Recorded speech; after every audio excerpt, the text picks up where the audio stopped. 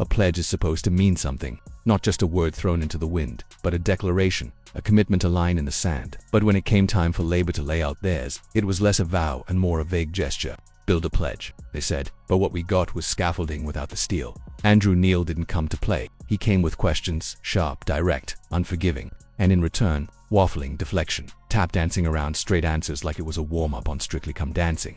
When asked what Labour would actually do, what policies they'd pursue, what taxes they'd raise or reverse, it quickly became clear. The script had run out. Starmer stammered, dodging like a man cornered without an escape route. Angela Rayner fled with conviction, but Neil had facts, not feelings. The grilling was relentless. Inheritance tax, capital gains, corporation tax. Neil demanded specifics. Starmer, like a malfunctioning Alexa, kept answering with everything but what was asked. Would you reverse it?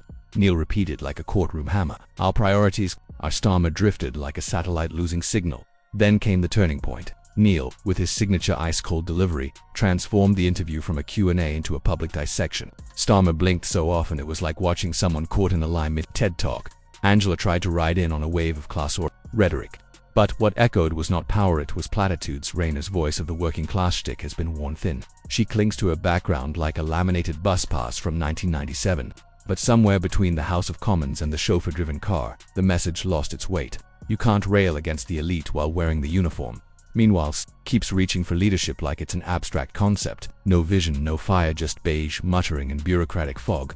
Watching him try to articulate a strategy is like watching a spreadsheet grow legs in an attempt to run a marathon. He's not leading a movement, he's presiding over a process. Andrew Neil didn't destroy them with aggression, he simply held up a mirror. Starmer's grand vision, whatever's left of it, crumbled the moment it faced real scrutiny. That famed public prosecutor wilted, not because Neil ambushed him, but because Neil understood him.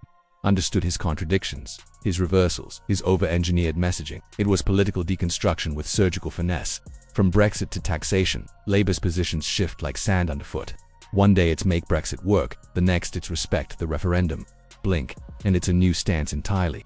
Neil didn't need fireworks, he simply read back Labour's own statements and watched the logic implode. Even their flagship green energy plan, meant to be a climate moonshot, landed with all the impact of a damp leaflet. Jobs, savings, a cleaner planet, it's all promised in dreamy bullet points.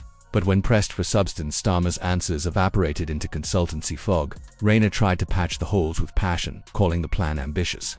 Sure, and so is skydiving with no parachute. Then came the real kicker: discipline, or lack thereof. Labour claims to be the grown-ups in the room, but its front bench looks more like a badly cast sitcom. Shadow ministers contradict each other mid-sentence. Policies get floated and sunk within hours. And Starmer's response? Silence. He rules not with an iron fist, but a politely worded calendar invite. And while Labour mumbles vague commitments, Conservatives spiral like a flaming amusement ride. Yet even in this chaos, Labour can't quite seem to seal the deal. Why? Because people want clarity, direction, a pulse. What they're getting instead is politics by committee, leadership by focus group, and courage by proxy. Rayner barrels into interviews like a tornado made of buzzwords. She speaks with force, but what lands is fluff moral fury dressed up in highlighter pens and half-digested statistics. Neil doesn't even have to challenge her. He just lets her speak. And the contradictions unravel themselves. Take Labour's economic policy. One minute it's tax the billionaires, the next it's a hazy promise to be fair. Rayner, to suggest that money will magically appear if they just shake enough rich people hard enough. Like social justice pinatas, Neil calmly reminds her that the numbers don't add up. Her response: blame the patriarchy and move on. And when the conversation turns to law and order, an area where Starmer should shine, given his past as Director of Public Prosecutions, he offers, well, nothing. Buzzwords, no firm policies, no coherent plan, just soft commitments and blurry ambition. Starmer's defining trait: evasion. Ask 10 questions, get 10 variations of, we're reviewing that. He stands for everything, and thus stands for nothing. Neil exposed this not through showmanship, but by simply asking for answers. Starmer had none, just a faintly hopeful look, like a man waiting for someone else to speak first.